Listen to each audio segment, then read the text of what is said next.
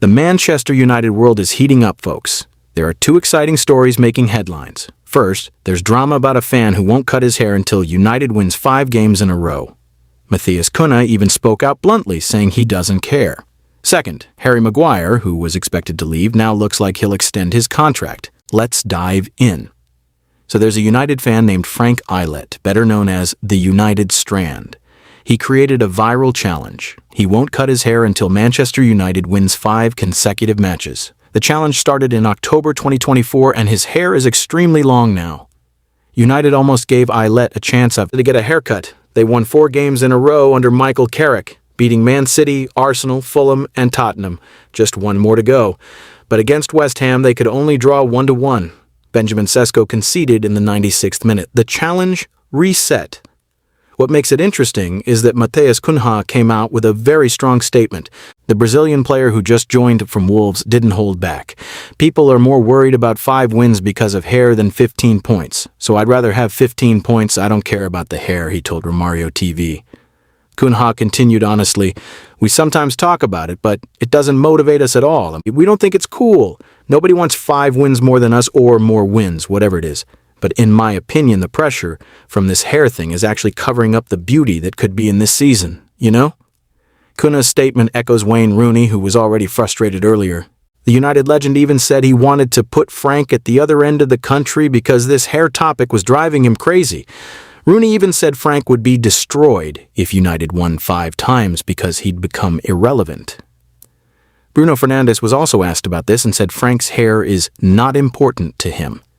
Even Manchester United's women's team trolled with a haircut celebration when they managed to win 5 games in a row. So basically, United players aren't too happy about this distraction. They're more focused on collecting points to chase 4th place than thinking about a viral fan challenge. Very professional. Now let's discuss Harry Maguire. The English defender's contract expires in June 2026, and there was a lot of speculation he'd leave. Several Serie A clubs like AC Milan were interested, and 3 Premier League clubs and 2 Italian clubs had inquired. But here's the plot twist. Manchester United is now very likely to extend his contract. Why? Because Maguire has been playing incredibly well under Michael Carrick. Since Carrick became interim manager after Ruben Amorim left, Maguire has been a starter in every match. His partnership with Lisandro Martinez in defense has been rock solid. United collected 13 points from their last 5 games, including shocking wins against Man City and Arsenal. What's more interesting is that Maguire is willing to take a pay cut.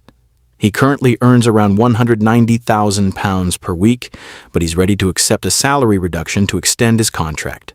According to various reports, this is a major personal sacrifice, but he still wants to do it because he wants to stay at Old Trafford. United players also want Maguire to stay. According to sources within the club, they said, the players think it's crazy if he's not given a new contract. Harry has experienced many ups and downs at United, but he's gotten through it all and is now playing really well. He's highly respected in the dressing room and gives a lot of knowledge to young players like Aiden Heaven and Lenny Yoro. Everyone likes and respects him. Sir Jim Ratcliffe was initially hesitant about extending Maguire's contract. He preferred transitioning to younger defenders like Yoro and Heaven, but with Maguire's impressive current performance, Ineos seems likely to follow Carrick's wishes, who clearly wants Maguire to stay in the squad. Wes Brown, a former United player, also supports Maguire. If Amorim was still the coach, Maguire definitely wouldn't get a new contract, but Michael Carrick came in, and Harry played, and you have Delight and Yoro, and some fantastic young defenders too. So this is a big decision. If it were up to Michael, he'd definitely want to keep Maguire because he's proven he can do the job. United is also likely to recruit a new defender in the summer, so the squad would have Maguire, Martinez, Delight, Yoro, plus a new defender. That's a pretty deep defensive lineup to compete in many competitions. These two stories actually show 2 different sides of Manchester United right now. Cunha's statement about the fans' hair shows that United players want to focus on what really matters, points and performance. They don't want to be distracted by viral things that don't actually affect the game.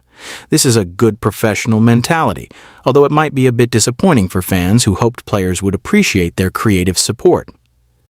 Meanwhile, Maguire's situation shows how United is in a careful rebuilding phase. They don't want to throw out all senior players at once.